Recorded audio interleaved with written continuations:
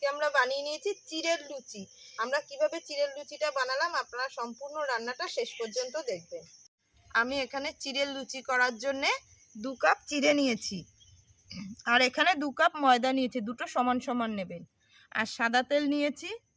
আমি এখানে শুকনো লঙ্কাটা রোদে দিয়ে তেল গুঁড়ো করে নিয়েছি, আপনারা শুকনো খোলায় তেলেও গুঁড়ো করে নিতে পারেন। আর এখানে আছে ধনেপাতা, চাট মশলা, এটা হচ্ছে বিট নুন,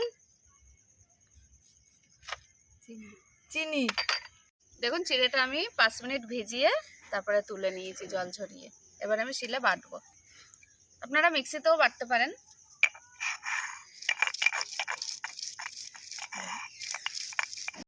চিড়েটা আমি এইভাবে বেটে নিয়েছি।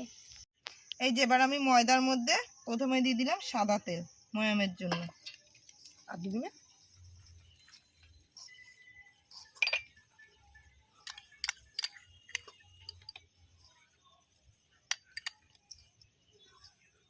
তারপরে দিয়ে দিলাম বড় চামচের 1 চামচ চিনি।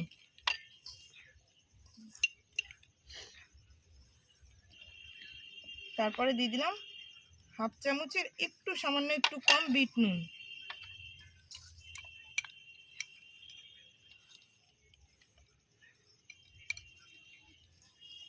হাফ চামচ মতন চাট মশলা।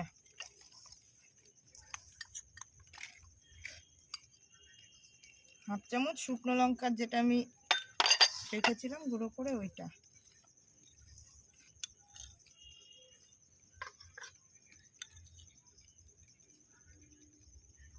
দু চামচ মতন ধনেপাতা দিলাম। এবার আমি বাটা চিড়েটা ময়দার মধ্যে দিয়ে দিচ্ছি।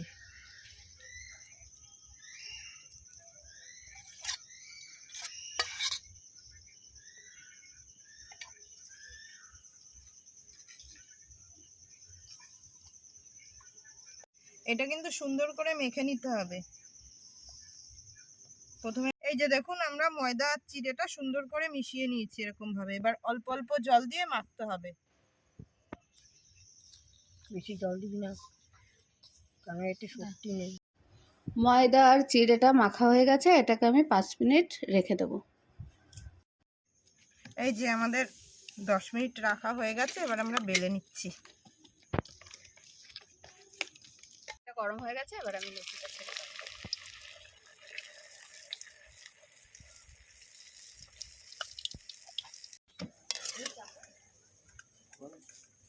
এই যে দেখুন আমার লুচিটা এরকম ফুলে উঠেছে।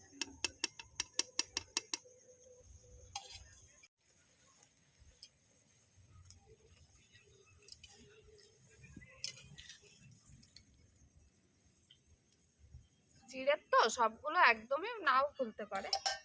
এই লুচিগুলো আপনারা শুধু শুধুও খেতে পারেন, আবার আলুর দমের সাথেও খেতে পারেন। আমাদের চ্যানেলে 2টো আলুর দমের রেসিপি দেওয়া আছে, আপনারা চাইলে দেখে নিতে পারেন ওখান থেকে। ঘেমে গেছে বলে দেখুন লুচিটা কতটা নরম হয়েছে।